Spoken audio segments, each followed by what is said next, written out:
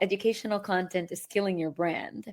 Um, I mean, what I've been noticing is for the longest time, the people who are being seen and paid for who they are and recognized and known for the thing that they do, they share less information and they share less education in terms of value, and they share more opinions in terms of value and stories.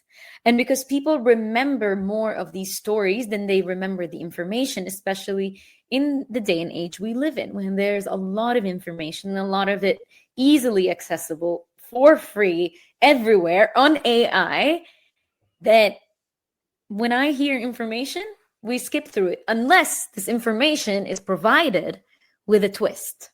So if you want to provide information, it needs to be done with a twist. And this twist is usually your story, your experience with it. So instead of saying how to, it's how I. It's always the how I. The how I is going to get people in. The how to is AI's job now. This is Let's Make Waves podcast. I'm your host, Rana Al-Basri Marwad, and I believe that we're all here to make waves. I created this podcast to help you build your brand by sharing with you tools, resources, and strategies to gain professional authority for better business opportunities. If you want to get unstuck, you've come to the right place. Let's get started. Hey there, welcome to another episode of Let's Make Waves podcast with me, Rana Al-Basri Marwad. And this week's episode is going to be a blast. If you are a female founder, this episode is for you. My guest this week is Marina Gerges, a brand strategist, personal brand coach, speaker, and world traveler. You know, you can easily call her your brand doula. Marina helped many female founders approach their business and brand with more conviction, clarity, and confidence, where she basically helps them in rebirthing their brand, aligning opportunities and restructuring their business and their offers in a way that lights their soul on fire. By combining her unique background and experience working with international brands like Estee Lauder, Victoria's Secret, New York Fashion Week, as well as celebrity clients like Mishisha Dillinger and Veronica Gabay, Marina uses a unique and holistic approach to building your brand, from ideas to messaging and from aesthetic to content. So many things are under her belt: human design, creative strategization, mastering storytelling, work and cycle synchronization, and so many other unique strategies are all under her belt. Marina believes that every female founder deserves to be seen and paid for who she is by having a brand that reflects her style, personality, and vibe. I won't keep you waiting any longer. I hope you enjoy this conversation. I'm so happy that you're here with us today. And I know we've been trying to do this for a while. So finally, our schedules have aligned. And the reason why I'm excited to have this conversation with you, because I really want everybody who's watching us and who's listening to us to see your perspective when it comes to personal brand. So I want to start with quoting you first. You say in all of your content, almost all of your content, even on your website, that you believe that to create impact and to create income through the power of personal brand, it can happen all while living your most aligned life. You even say that to create impact and to live vivaciously, you can build your true to self personal brand. So when I read something like this, I automatically think that you have your own definition of personal brand, almost your own definition. So can you tell us more about that? Yes, of course. Thank you, Rana, of course, for having me here today. I'm super excited for this conversation. And let's dive into this idea of personal branding. So for the longest time I worked, I felt like my priority in life is to create a beautiful life, and I thought work is secondary. And we all grow up thinking that our work is primary. Yeah, especially in our culture. Of course, Middle Eastern culture, you work really hard to enjoy the beauty of what you've worked hard for. And for some reason that never aligned for me. Like I worked in corporate for a little bit. Before that, I was a freelancer. I did multiple things. I'm the kind of person who tried so many things, all within the realms of beauty, art, and fashion, creative direction. But I've put my fingers in many pies. I tried many things before I landed on entrepreneurship. And I didn't know at that time that what I was doing was creating this philosophy around building a personal brand that allows me to live the life that I want. All that I was thinking about young Marina, I was thinking, oh my God, like how can I maximize my earnings doing what I love to create a life I love? So I wasn't thinking I want to maximize my earnings so that I can build a bigger business, so that I can do this, Exactly, so I the can common own thing. more things. It was huge. And like for the longest time, I know my parents are always like, you know, Marina's always crazy. She's been crazy. Like that's what they call it, right? Crazy. But crazy is what? Crazy is believing that there is an alternative way to do life and to do things. So when I was building my business, I noticed like every decision I made, and it wasn't super like put down as a philosophy at that time. It was just every decision I made was to help me travel more and to have more freedom. I always thought about any call that was on my calendar. What is this call doing to me? Can I make this money a different way? Can I do a masterclass? Can I do a group program? How can I maximize my life and minimize anything that takes me away from living a beautiful life? And all while also creating the impact. So it was a lot of trial and error for me. And then I realized that was attracting a lot of people to my brand, because they're like, wait, I am exhausted. I am tired. I feel like I'm chasing every dollar, even though I left the corporate world. And that's the funny thing, Rana. Like we think we build a business and then all of a sudden it's magic and that we have the life that we dreamed of, only to realize we've created a golden cage, something very similar to being in a corporate environment. Yeah. And now we've just glorified it into you are your meanest own boss. So you become so mean to yourself instead of someone else being mean to you and working you hard. So I was like, no, there must be a different way for us to do this. And I feel like I am living what I am sharing in terms of everything I've created was to support my ability to have freedom, to even select the kind of clients I want to work with. And I select them through my personal brand. And that's what I want people to know, is that the messaging you put out there helps you select better caliber clients and the kind of clients you want to work with, making your life overall easier. Absolutely. And, you know, I want to stop at that point because it's very, very interesting. Now, almost everyone who talks about building a business, you think of course, the pain point of your target audience or your clients or anything. And then you create the product or the service to meet that point. And then it's like, you know, when you reverse engineer it, you're the last one on the list. What you're telling me here is that, no, I put my goals first. And of course, I honed in all of my skills. And then I kind of packaged it in such a way where I am meeting the client's needs, but it has to be in alignment. When did you realize that there has to be that alignment first before, or for you to create that business or to create that life? That's beautifully said. So yes, to your point, a lot of people start with, what do other people want, not what I want to do. Yeah. For me, it goes back to that time when I quit my corporate job and I realized, I mean, I cannot do this. Like, I mean, when you're working in a corporate environment, I was working as a designer, every part of my decision-making was for the company, the business. And then I realized when I got out to start entrepreneurship that everyone was saying, you need to create something that people want. And I was thinking, like, if I show myself like what I'm doing as an example of what I can share with the world and what is possible, then that is a win-win, right? Because I'm sharing my purpose and what I believe in and my philosophy, And therefore, now I'm getting people who want to do something similar. I'm not saying the same. So not all my clients obviously are into traveling full time and living the way that I live, but a lot of them want more freedom and choice and to be relaxed in their business and to have a business that lights them up and to, even at the bare minimum, to do things that they're excited about.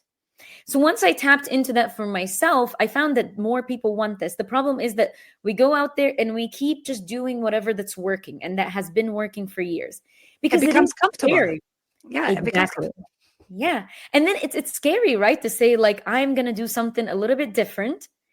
I don't know if people want this, but I mean, what is the point of building a personal brand if we're not sharing what is deeply personal to us, what we believe in, the philosophy that we believe in, the ideology, whatever you want to call it. I like calling it like my teaching philosophy or my life philosophy.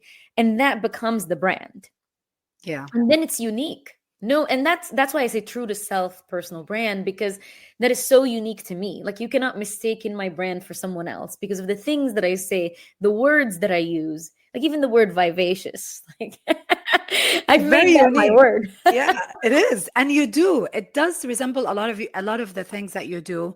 And you know, what I really love is that you say true to self, and whoever, I mean, you guys, you have to follow Marina, especially on Instagram, where you see she is true to herself, but it's not the oversharing. Because, you know, a lot of people will get scared. Like, I don't want to show my kids. I don't want people to know my personal life. It has nothing to do with that. But you were able to create that distinctive separation without losing yourself. And it's a really hard balance. Like, how do people figure that out? That was really hard. It's so scary, to your point, really scary. And I think people mistaken vulnerability with oversharing. It is not. I receive a lot of messaging. Thank you for your vulnerability, for being open. So for me, my process is, and what I teach my client is to first integrate, process, integrate, and then share. Because what happens is a lot of people want to be vulnerable and open and true to self in quotation, and they end up just oversharing. And then I've read this somewhere, that these are not my words. Someone said the vulnerability hangover. And then you get hungover the whole time, checking your phone anxiously, saying like, did I overdo it? Did I overshare? Did I... You know that feeling? I don't know if you've experienced that before. Oh yeah, Rana. Absolutely. And you're like, how can I come back from that? You know, especially if it goes downhill. Yeah. And you can't. Emotionally, you can't. I mean, the internet always forgets. Like, we think it's more permanent than it is. Whatever, you take down your post, like it's over. People forget about everything. That's also another thing, right? People forget about everything within a couple of hours, within a couple of days. Like, sure, in the moment it feels heated. It feels like the most important thing in the world. That dissolves really fast. That is also another thing that I always think about. Most of the things dissolve really fast. So it's not about what you do today, not about the thing that you do one day. It's about the things that you continuously do over a long period of time. Like you and I, we were talking, Rana, at the beginning, and we said that we've been following each other for so long. You know my brand philosophy and what I stand for because you've known me for so long. And you see, Marina's been consistent. Marina's been traveling for this many years. Marina's been living her brand's philosophy for this many years. So I think another thing that we are losing within this space that removes this like true to self part is that now personal branding is huge, right? Like everyone now talks about personal branding. Yeah, it's the new kale. Right. Like exactly. 5 years ago, when you and I were talking about this, it was still like, guys, please build a personal brand. Please, I beg you. And everyone's like, why should I invest in personal? I remember like people would come to me and say, so are you a business coach? I was like, well, I mean, it's sort of kind of like it, but it's about you, the person. And people didn't think that was as, you know, like. And not only that, I'm not an influencer. No, you influence. You don't need to be an influencer. You create influence. I remember these conversations. Exactly. Amazing. And thank you for bringing that point up about influence. So when we are showing up in this way, authentically, true to self, but not oversharing, we create influence. But when we're oversharing, we become just influencers or whatever, people on the internet who are, you know, putting out their dirty laundry. And like, you know, there are people that you follow and you're just like, oh, here she goes again, complaining about whatever. Yeah. And it's like, today's a different thing, tomorrow's a different thing. There needs to be integrity within the brand. So if I'm sharing something vulnerable, like let's say I talk about my partnerships and the challenges I'm facing in my partnership, I am consciously choosing to share this part of my life because I know a lot of women experience this, especially hyper independent women who maybe are, been in relationships for years or still getting in a new relationship. So I know that my audience cares about this. Okay. Yes. The second thing is I care about it and it feels really good for me. And I'm choosing what to share from that. I'm not choosing the messy part as it's happening. I'm choosing the message that I want to share from this. And we need to humanize ourselves because, the internet becomes so not so human after a while.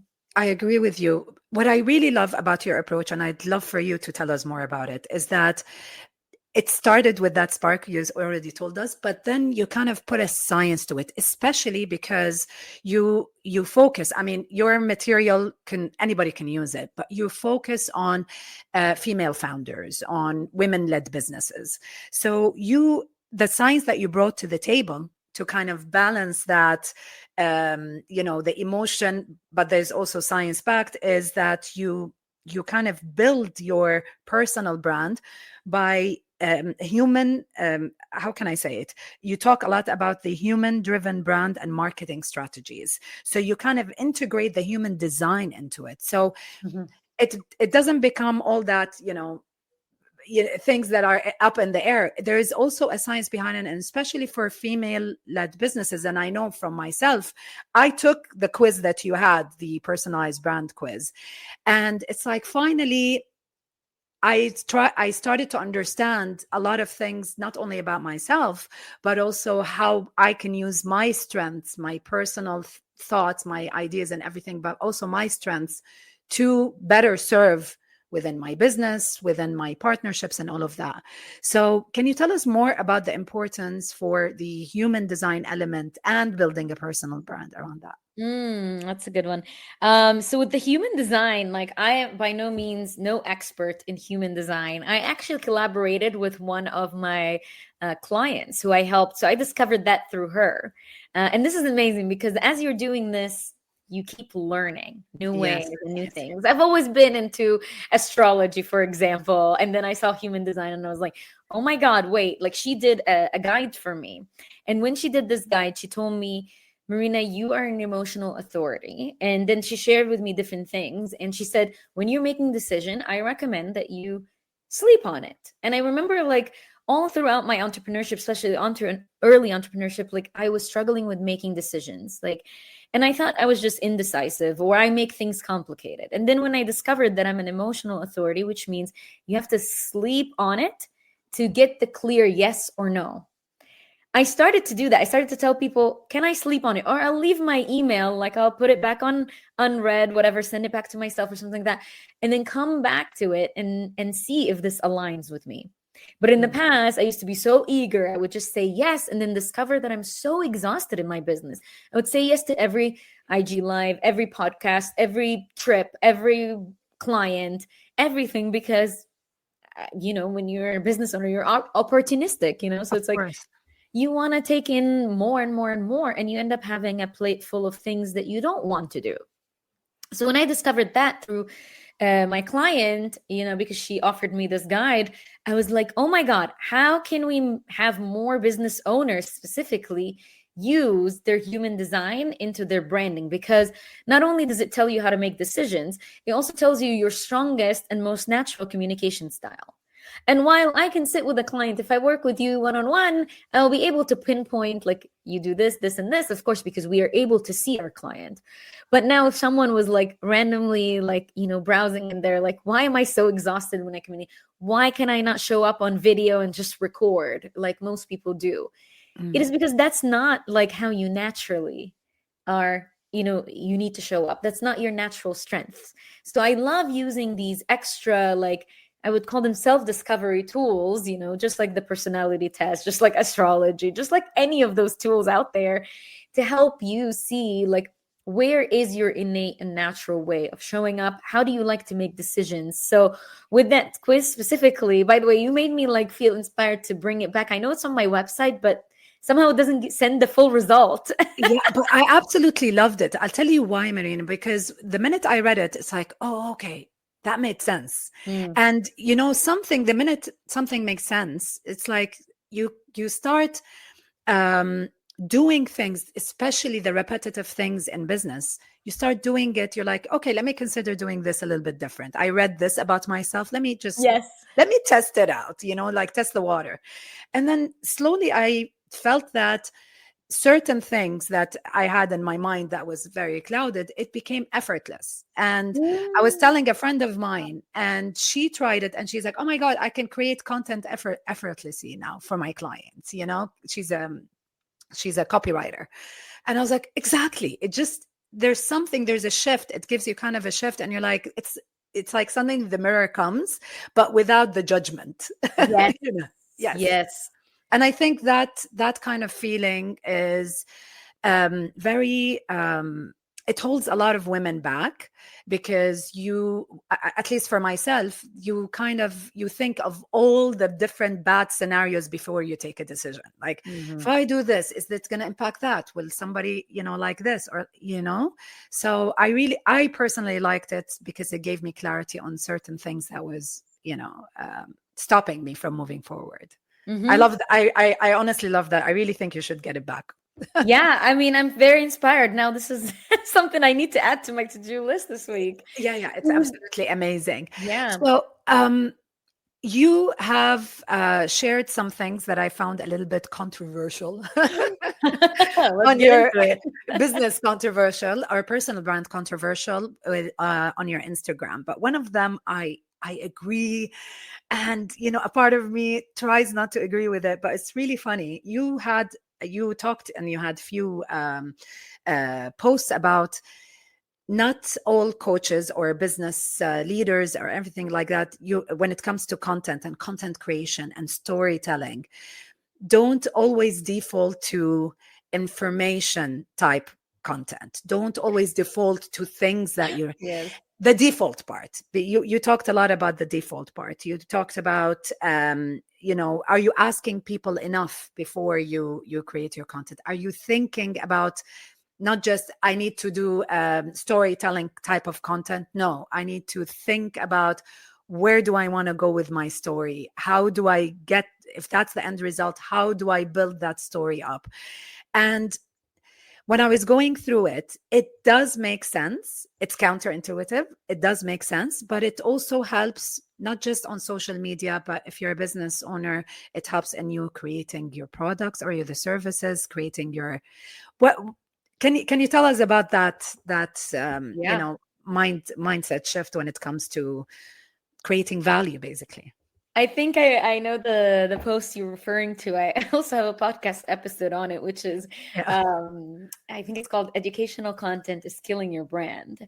I mean, what I've been noticing is, for the longest time, the people who are being seen and paid for who they are and recognized and known for the thing that they do, they share less information and they share less education in terms of value, and they share more opinions in terms of value and stories. And because people remember more of these stories than they remember the information, especially in the day and age we live in, when there's a lot of information, a lot of it easily accessible for free everywhere on AI, that when I hear information, we skip through it unless this information is provided with a twist. So if you want to provide information, it needs to be done with a twist. And this twist is usually your story, your experience with it. So instead of saying how to, it's how I. It's always the how I. The how I is going to get people in. The how to is AI's job now. So I was feeling that a lot of the people that I was helping, when they made that shift, going from, instead of saying like, how women can start investing today in today's stock market, whatever, she started saying like how she got rich when she invested back when the stock market went down like a few, years ago. So this is how we're reframing, like the information to be about your experience. And I mean, this is the core, right, of like why we want to build a personal brand. And I think we've been doing personal branding in the way where we share the information and we share it with our voice and our experience, and that's enough. I think that's no longer going to be enough. And I think I love that you called it controversial. I just think I lead my business very intuitively. And again, that is also controversial because we've always been leading business in the masculine sense. And by the way, this is not a diss to the masculine. Love it. Like, I have my logical side. It, helps me like create money, save money, do all the things. But I also have the side of me that feels into things before they happen. You're a mom. You have that, right? It's built into you. And I feel like I feel into certain things. It's almost like we have an inside data analyst, and that's like, okay, like I see this is where everyone's going. And, and if you trust that, and I know it sounds crazy to trust that, but if you trust that, your own inner data analyst that's telling you the world is going this way, and you create content from that place about your story, about the shifts that you're seeing, rather than information that and the things that you're really good at, I promise you that puts you in a leadership position in this space, even if your following is small, because it's not about that. People want these voices, the people who are tapping into something bigger, something more nuanced. And I think the nuance is the most important thing, because you can tell your story and you can tell the story about how I went from corporate to building, a multi-six-figure business. Cool. We've all heard this story, rags to riches, right? But what we need is the nuance. I agree with you. And these tips that you've just talked about, it's not just for for founders or entrepreneurs.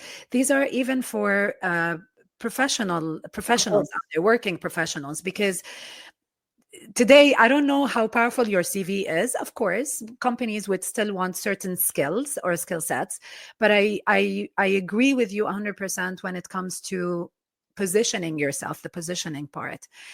Isn't it a bit now, especially between AI and there's social media, is it easy to find that voice? Is it easy to find that logic, or do you think it's becoming harder and harder from the way you worked with your clients? I think it's easy because it allows us to just tap back into the inner knowing. And again, it might sound woo to a lot of people, but if we just change our mindset from like, this sounds woo, this doesn't abide by the book of, there's no book of personal branding, really. It's personal. This is what I want to remind people all the time. It is so personal. Yeah. If you tap back into the personal within the integrity that we talked about before, it is easy because you're pulling from what you've experienced. But a lot of us want to like give it like more flavor, so we go and give it like the backup of whatever, like the information. And I think it's easy when we're tapped into the voice. But I think the hard part, okay, so it's easy to do that because the information is within, right? You don't need to outsource anything. You don't need to look for anything outside of yourself.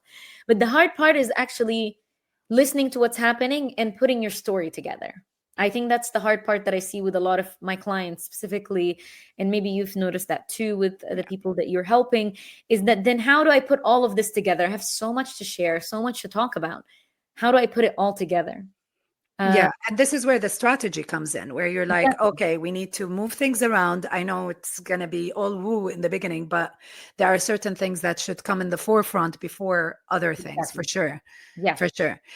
Now that we kind of gone through this, especially with really understanding that from your point of view, and I really love that, is that there's the personal brand, as you said, is very personal. So there is the science part of it. There are certain rules that you really need to go through it, especially if you're building a reputation, especially if you want people to trust you, be it for you to advance in your career or for you to get your business off the ground and moving. And part of that trust and building a reputation is understanding yourself. So it has to come from within, understanding what are your goals, and basically start having a voice. And this is where I want to, get more in depth with you about your approach for having a voice, because it's like the voice plus the image, Mm. you we've known each other for a while, so I know that you used to have a lot of one-on-ones and you would help a lot of female founders through this. But now you've shifted to you're kind of grown into a new thing, which is a new experience where women can do that in the collective. Yes. And you still have your one-on-ones, but you really believe that the collective has a bigger power being in a group. So can you tell us more about why today more and more women should be, within a collective, and in your business, how do you help women in the collective? Yeah, that's beautiful. Through the services that you do. Yeah, I've just discovered over the last 5 years that women, specifically women, but in general, all people, thrive in community. I mean, this is just our essence, right? We've been in communities, like our ancestors, created in community, grew in community.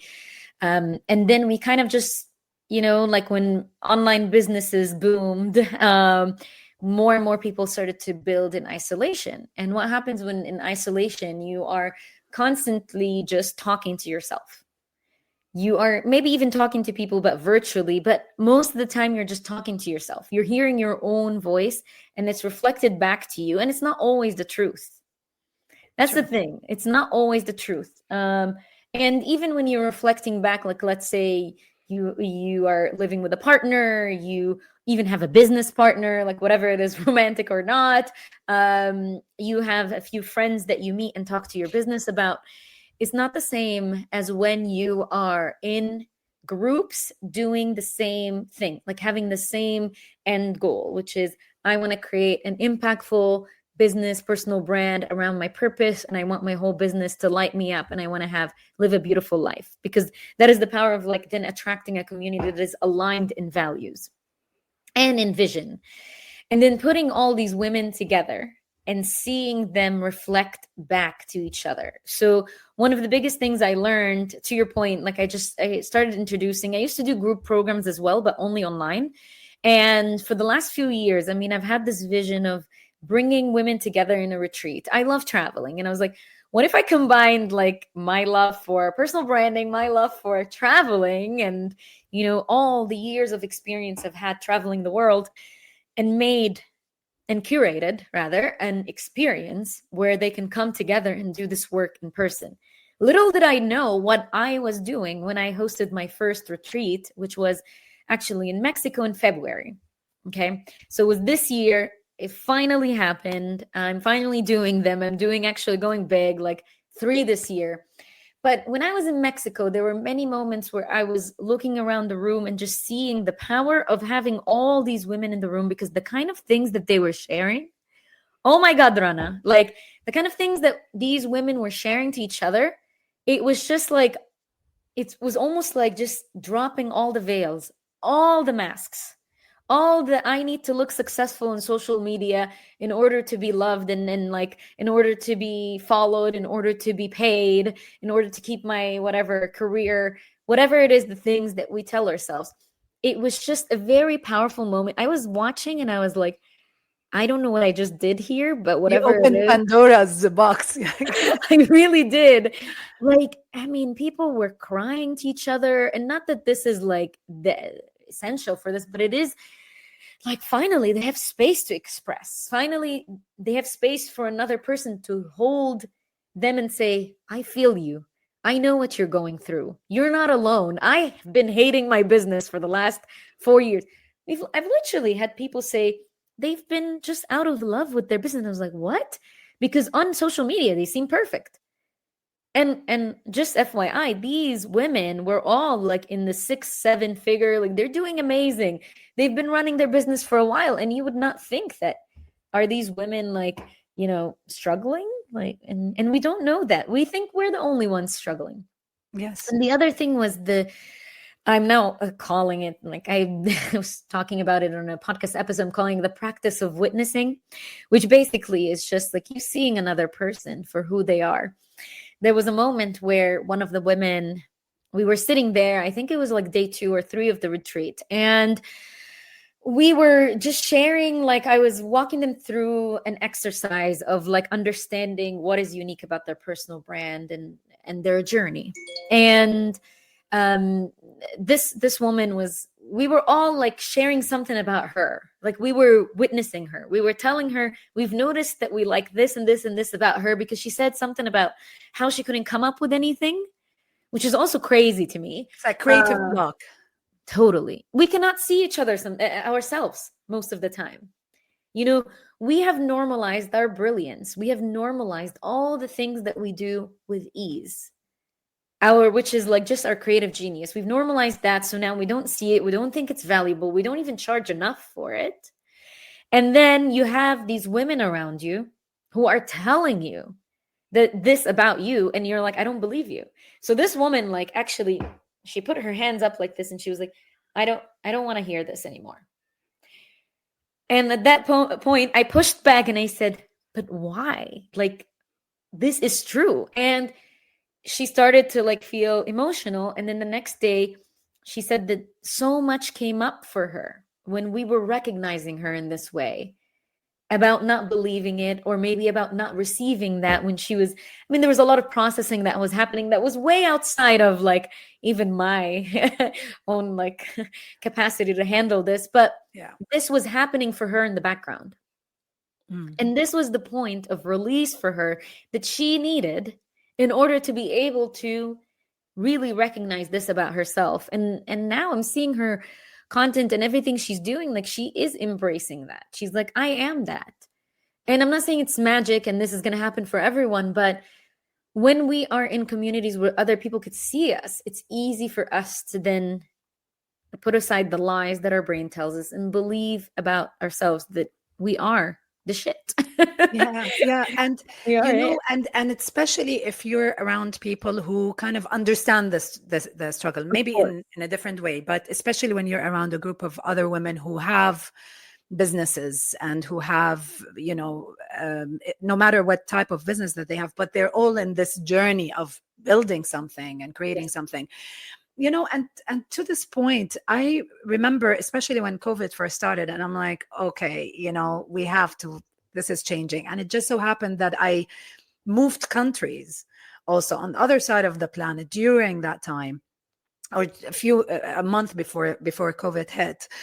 And I had to shift again. The shift in business, which is much more common than a lot of people think, entrepreneurs, there's a lot of shifts. You start one way and then like you could be doing great, but a few years later you're like, I need to create the shift, or you stagnate. So I to the point of the collective, I think I wouldn't have done it without my, for example, my accountability pod. We were a group of 5 women. We had to do it online because nobody could go out. Right. And it's like you're bouncing ideas. You're like, I'm stuck over here. And what would you do? You know, let's brainstorm together. I'm in the hot seat. What do I do? and you need that. You need someone to say, no, wake up, you know, move it and things like that, because you sit on a mountain of experience and of ideas and everything, and you don't realize that the mountain is right below your feet. You're looking ahead and you feel empty, you know? Oh my God. Yes, absolutely. I mean, if there's one thing that I've noticed like over the years with just specifically coaching women, and especially successful women, is that they always think that they don't know enough. They always think that they are not equipped enough or ready enough, whatever it is. The enoughness is never there. I don't know what is like our design, like inside, that we have something that tells us that we are never enough or never knowing enough or doing enough. Like, I mean, that has made me undercharged so many times. And I see we all went through this. It's like the rite of passage. Like, I don't know why. And it remains. And I think this is the magic of like being in community, is that you hear from other people, you know, what they're charging. You hear from other people what they're doing, what they're struggling with. and you're like, wait, okay, first of all, it's normal to feel that way. And then second of all, you get solutions or you get inspired. You see the other woman next to you charging like double for the exact or similar work that you're doing. And you're like, wait, if she can do it, I can do it. And you can ask her, how did you get there? And just that, by sharing and proxy, we're already kind of like elevating altogether. And there's so much truth to it. And I think building in isolation like works for a few years. It worked for me for the last few years. And then when I started like doing things in person and being in communities, actually for me, it started because, so I don't know if your listeners know this, but like I live kind of an alternative lifestyle. So I don't really have a home base anywhere. I mean, the last couple of years, I decided that Greece is one of my main home bases, but I still go to like Mexico and live for like between 3 to 6 months, and then the rest in Greece or vice versa. But before that, I was also living in something called, do you know, co-living communities?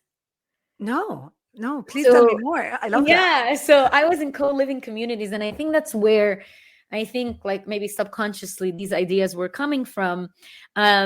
But before that, I was just traveling, and I was traveling kind of fast, I would say, where I would be in new places. I would just stay the visa period, which is 90 days.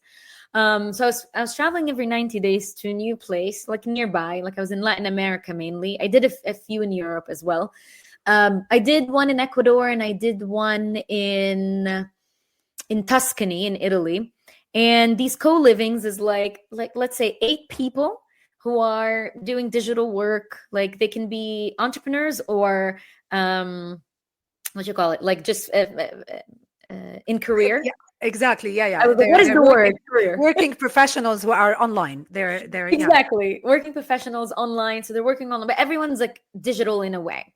Some people are on sabbaticals, so they're just like artists or creators or writers, or maybe like just taking a break. And it was beautiful. It was like 8 of us in most of these places. It's about 8 or 10. And you just sit there, and every day there's like this board, and you sign up to like cook for everyone, and you cook something cultural because we're all from around the world. So it was like this amazing sharing.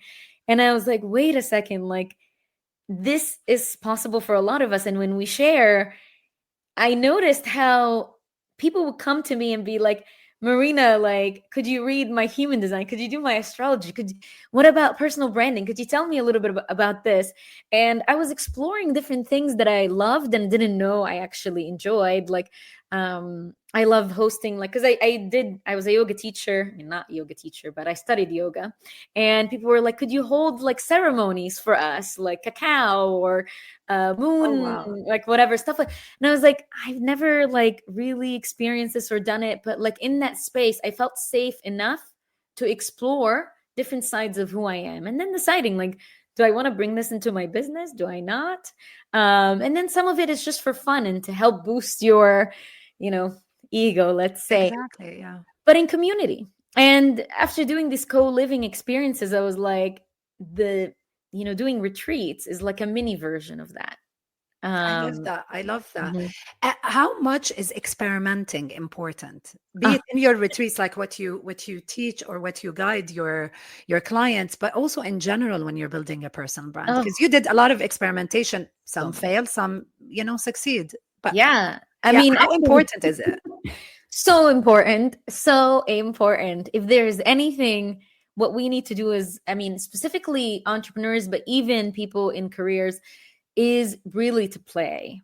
If you call it experimenting, call it play, but doing things and then realizing there is a chance they might not work. So I'm actually like, this is my philosophy also in my business all the time, which is beta. So everything I do it in beta. So I put it out, not perfect, and then I see if people respond to it. So the thing I've been playing with recently is with the retreats, because with retreats, you really have to be careful because you put money down. It's unlike a group program where people sign up and you can extend, the sign up time for people to join later, or when you're just doing things online, you don't have much of a cost. But when you're doing in-person events and you're doing something like a luxury retreat, you have the villa cost, you have the chef, you have the gifts, you have a lot of things, And you need a community, you need a group. So you need to sign up a certain number of people. So what I've been doing is, what I've been testing with my retreats is pre-selling. So I put things out first to see if people say yes. Are they willing to put a deposit? And if I get this much deposit, then I start planning. And then I start seeing, and then I do it, and then I reiterate. So Mexico, for example, was a playground for me. And I told everyone, it's not like a secret. I told everyone, listen, you're paying a little bit less because I am experimenting. This is my beta version. Yeah. And they were like, okay. And they were happy to do it. They're like, we think we're getting a lot of value here. We're happy to put this money down. And they came and they trusted the vision. And I learned so much. And now the next one, I'm using everything I learned to make it better. And then the third one is going to be the best, because it's going to be based on all the learnings of those, beta retreats that I'm doing. Actually, before these worked, I had one that I had to cancel because, get this, I put it out with 2 months only for people to sign up, get their ticket. That's a bad decision. Yeah. Yeah, exactly. But in the moment, I was like, whatever, I'm going to put out my ideas, and I was like, oh, no wonder only 3 people signed up. And then I was like, guys, here's your money back. I'm glad you didn't book your flights. I mean, I was attracting the last minute people anyways. Yeah. Yeah. And that wasn't also what I wanted to attract. So there's also a thing here, like you just have to learn from making the mistakes, right? And thank you so much for bringing that example, because it's really important to test things out. And I think the fear around, if it doesn't work, it's going to look bad on me. It's going to impact my reputation. Especially if you've been in a business for a while, you're a consultant or you're a coach and everything. You're like, if it doesn't work, it's going to look bad. And I love the word beta. It gives the right impression and the expectations in front of your audience. And you're like, let's see how this works. And if you are the early adopters, then you get to have all the value. Because then I will know what to trim and what not to for the second version, not just in terms of price, but in terms of, like having more of me as the service or the coach or the consultant. You're gonna be able to really give feedback and how can I say this, and be the first people to say, yes, this would work. No, this doesn't work. So the reiteration is actually also to their advantage. And just to, add more ideas to this idea. A lot of writers do the same thing when it comes to their content. They drop the idea on X or on Blue Sky or whatever they feel like it. And if it works, then like, okay, then, yes, got a traction. Let me write a whole article and publish or write a whole thing about it in public. I love that you brought this up, because this is how I use IG stories actually. So yes, tell us more. These I love IG stories. Get your pencils out. Get your pencils and papers out. We have some tips here. I love IG stories. If you follow me on Instagram, you will know that this woman here lives in her IG stories, and I really use IG stories as my playground. And I like it because 24 hours, like they're going to disappear.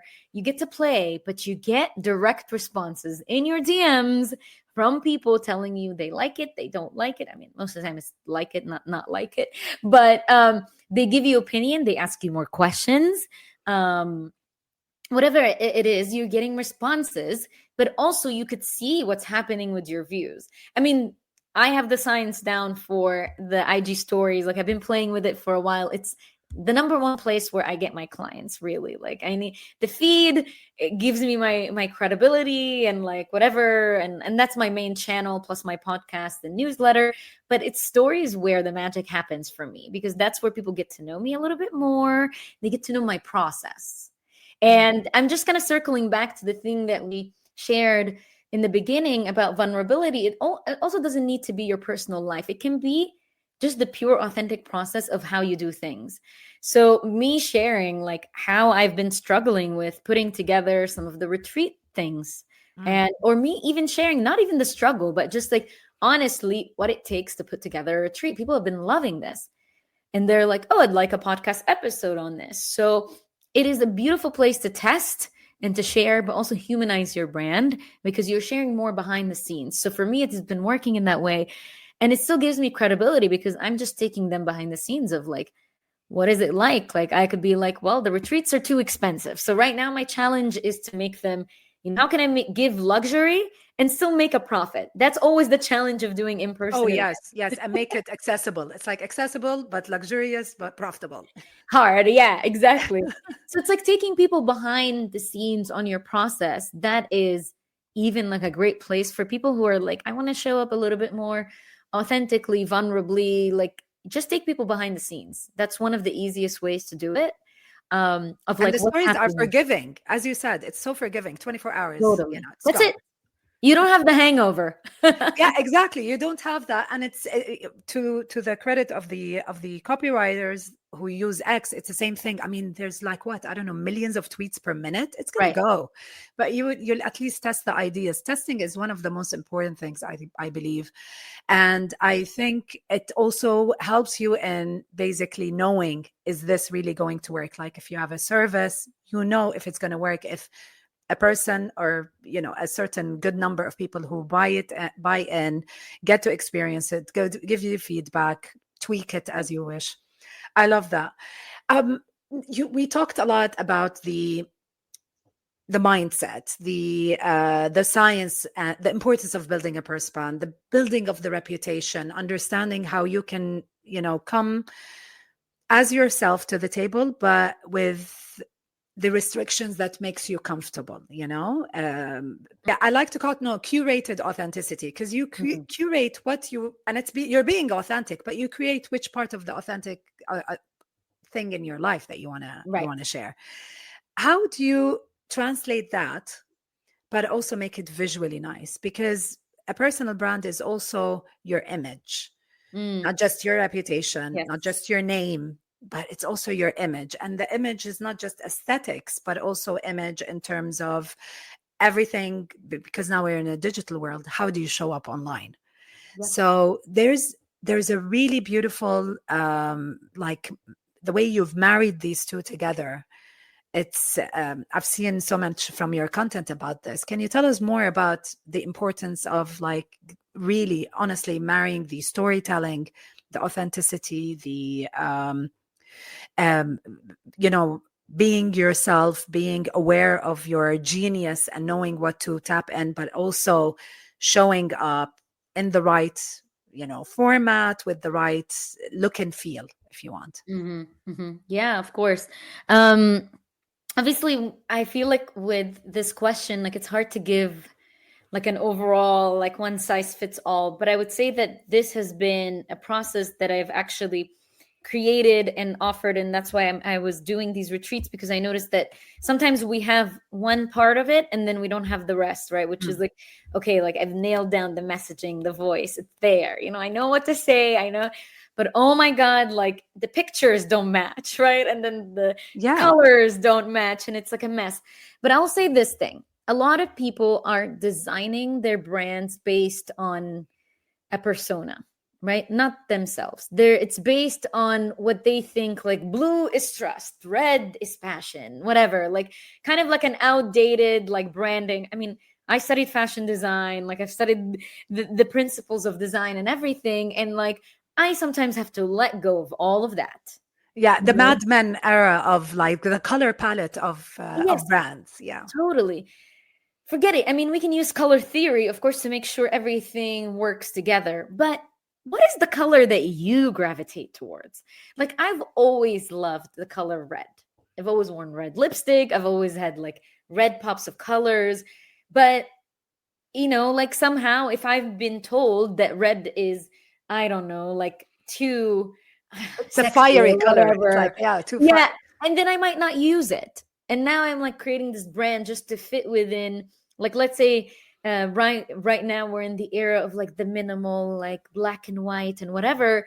Now we all look the same, right? Instead of like owning your one color that you really love, like your red lipstick, your big red glasses, whatever it is. Like, I mean, it's also about those things, right? Like the things that you love to wear and do, how you decorate your house, like all of that needs, I always tell my clients, like, look at what you already do and have. You can always elevate, of course. Like if you're like, Marina, I have no taste and I'm being honest, I don't know what to do.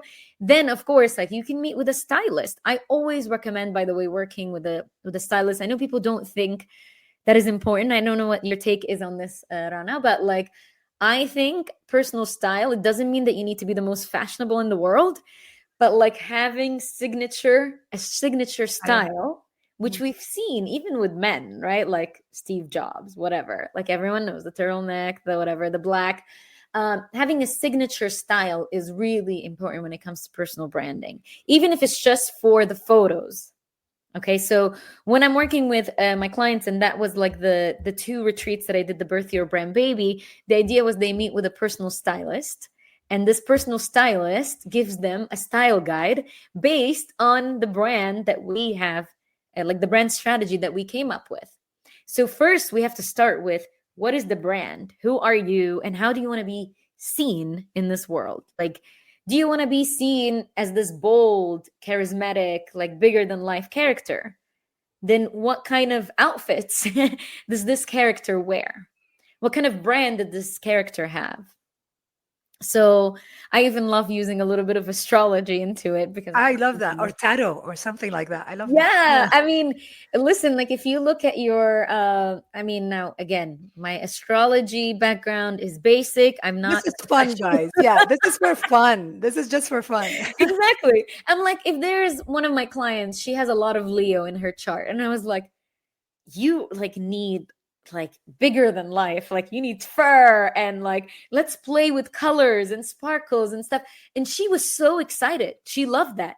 Even when we did her photo shoot, we like made her do some lioness like posing, and she looked amazing. And she posted some of these on her stories, and people are like, it's giving Leo. And Yeah. she was like, see, it worked. I really think that honestly, I really believe that like once every few years, this is something you don't need to do like every month or something, but every few years, especially if you're a business owner, honestly invest in a stylist and a photo shoot. Oh my God. The Yes. experience itself is fun, just it's like a day out, just go have fun and everything. But the reason why I say that, it's because you open that wardrobe every single day, and you might have the best wardrobe on the planet, but you default to 3 pieces. We all do. Okay. Like we always default to those 3 pieces. And when we replace them, because we replace them with the same 3 pieces. So it's really important for someone else to look at your wardrobe if they're picking from it, and of course adding from. But that will inspire you, not just to have really, I'm saying this from my personal experience, but it's not just, it inspires me, oh my God, I have a new combination wardrobe ideas, but it inspires me to really understand, because somebody else helps me through the process of feeling confident. Sometimes you call into your courage to feel confident in the beginning, and it takes courage to show up on camera, talk to certain clients, sell. You do a lot of sales in your business, so that really helps the process. And just to add, I am a Leo by like You are. I am a Leo. I remember my first photo shoot when I first quit corporate and went on my own. This was back in 2010. There was a stylist who came in the fur and all of that. I'm like, no. I'm not that kind of a Leo. Give me asymmetry. Give me things that are not straight. I don't like that. I like, everything asymmetric, and I like bold cuts and things that are just, and like that in my wardrobe. And then she looks at me and she's like, I understand what kind of Leo you are.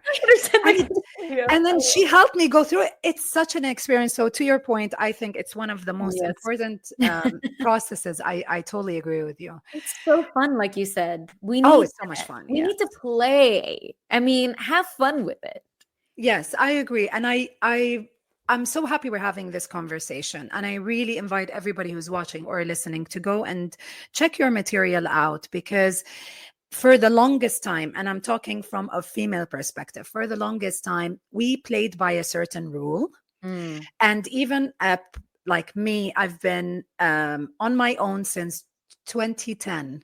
And I have to tell you, it was a process to unlearn and relearn a lot of the things that you required when you're surviving corporate versus doing it on your own and trying to create your own rules. So I really think that today, in this time and age, having a personal brand is so important, but it's mainly important for the person, because it's such a beautiful time of self-discovery. So I love your way of dealing with things.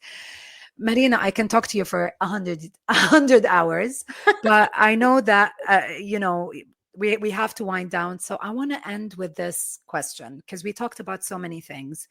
And of course, in the show notes, everybody, you will find all the links to Marina's social media and website, and most importantly, to her upcoming retreat.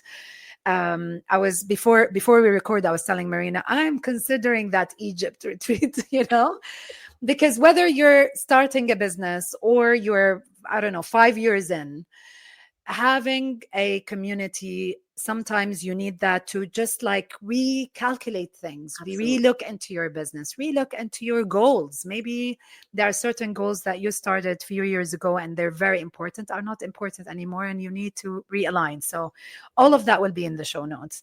But I want to ask you this question as the last question, Marina.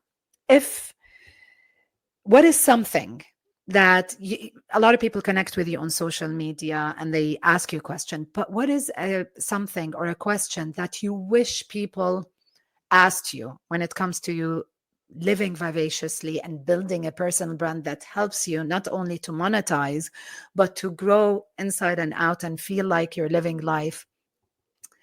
What is that question that people just don't ask and you just wish they would ask you? Let me think about that one. It's a hard one. I know. It is a hard one. Look at you ending the show with a bang. Just so you know, guys, I don't send questions before the show. So This is all raw. This is all. I know you've been testing my on the spot thinking today. I love it. Oh, by the way, this is my favorite way. I love just going in and just flowing. I love that. I think what I would like them to ask more is how I can continuously honor the voice within. Because something over the last years for me that has changed is tapping more and more and more into my true desires, the voice within. Because oftentimes we hear that we need to change something, that we need to take a different path, that we need to release the old business or a service or change careers or whatever it is. And we don't honor that. And this is how you end up living out of integrity with your true desires. And if more people were asking themselves, how can I honor the voice within? Then we are able to continuously live in alignment to what we truly want. And I truly, truly believe that this is where satisfaction comes from in life. And when you're doing that, yes, it's going to be hard, because that voice is not going to lie to you. That voice is going to tell you to leave your job. That voice is going to tell you to end something in your business that probably generates a lot of income for you. And you're going to be like, oh my God, I cannot do this because that means I'm going to lose X amount of revenue stream. So how do I trust this voice? But I've often felt like when I trusted this voice, when it said, break up with this person or leave this job, when I left my corporate job, it's an amazing job. Like a lot of people wish to have this job. Every time I've done it, I've gained way more because this voice is only leading me to what do I truly desire. And when I act on that, I end up getting way better, like way better things in life. And that's what happened actually when I shared the whole thing with canceling the first retreat and refunding people. Of course, I thought about like my reputation. Would anyone sign up for the next one? Am I even qualified? If I cannot sell this one, can I sell something else? Like, what does this mean? But like deep down, I just kept hearing like, not this one, just cancel it. Like take the L here, just take the L and walk away, explain to people what happened, just have ownership over your decisions. And then literally I launched the next ones like about 3 months after, and I sold out right away. Mm. And they were much better quality, and I had much better people signing up, and everything was much better, like more than I've imagined. And the proof is that I'm planning that retreat in Egypt at the end of the year. And I think if I didn't listen to that voice, I will constantly be doing things I hate and then living out of alignment. And then what's the point? I agree. Oh, I love this. Yani, Marina, thank you so Yeah. much. Yani, Marina, what can Yani. I say? And I want to, before we end, I just want to say, just to add to that amazing response. And I'm an older sister to Marina. I'm a Gen X person, and I can tell you for a fact that there is the unlearning and the relearning, so that you really live, and actually you get what you deserve in terms of the business, the pricing that you want, the products that you want to create, and working with the clients or the companies that you want to work with, and be happy, and it gives you energy every day. It will be, when you're very honest with yourself, and when you have that clarity, it will align with people's cultures. It will align with their spiritual beliefs. It will, because I had a lot of clients who would say, you're giving me, Western ideas. They're from the Middle East. You're giving me Western ideas. I'm like, no. I'm just giving you concepts. We can shape it to fit whatever is comfortable. But the concept is, it's evergreen. And I mean, anybody can use it, and then you can make it yours. So thank you, Anjad, Marina. Seriously, honestly, thank you so much for bringing another perspective to building a personal brand, building a reputation, building an image that not only gets you to where you want to be on a professional level or on a business level, but also gets you as the person to where you want to be, because it will add to you first and foremost, before to the people that you serve. So I can't thank you enough for being with us today. Thank you. Rana, thank you so much. You've asked such incredible questions. And the fact that these questions were not sent to me before, I was just happy that when I got here, it was like super intentional. Thank you so much for the space and for asking those questions, and for helping people. This is available for everyone to learn now and to take action on it now. So appreciate it. And there you have it. I mean, you saw how that conversation went. Marina is someone who is so creative and so strategically knowledgeable on how to work with female founders by really understanding the nuances that goes with being a female founder. Now, there's so many things in the episodes that can be used by anyone who's a founder, or who needs to re-look into how do they show up online, in person, how do they structure their business, how do they build their personal brand. But for my female founders out there, I really hope that you were able to receive the value that Marina was sharing in this conversation with me. Now, as promised, all of the details to connect with Marina will be in the show notes.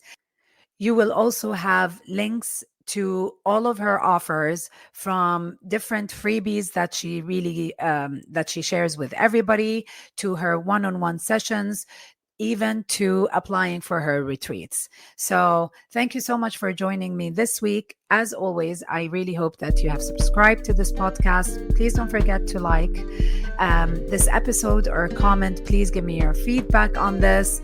If you think this piece of material was valuable, I really hope that you can share it with someone who can benefit from this conversation. And as always, I'll see you next time. Keep making waves.